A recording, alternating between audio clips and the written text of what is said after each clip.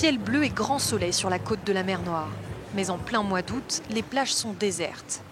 Les rares touristes ont dû troquer le sable fin pour bronzer à même la corniche. Cet été, la mer aussi est une zone de guerre. Comme vous pouvez le voir, il n'y a personne sur les plages. Elles sont fermées, plus personne ne peut y accéder. En temps normal, pendant l'été, notre hôtel accueille environ 400 personnes. Mais là, on n'a pas plus de 100 vacanciers, voire moins. Avant, on avait beaucoup de clients d'Arabie Saoudite, de l'Union européenne, de Turquie et d'Israël. Mais maintenant, on n'a plus que des touristes locaux. C'est très difficile. Même le delphinarium, l'attraction la plus populaire de la ville, ne parvient pas à afficher complet. Habituellement, sur les 850 sièges disponibles, pas un seul n'est vide. Mais vous avez vu aujourd'hui, il n'y avait pas plus de 50 visiteurs.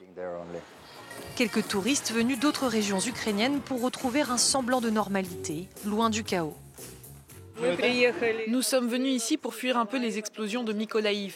C'est terrible là-bas, les enfants ont peur. Ici, au moins, ils peuvent mieux dormir.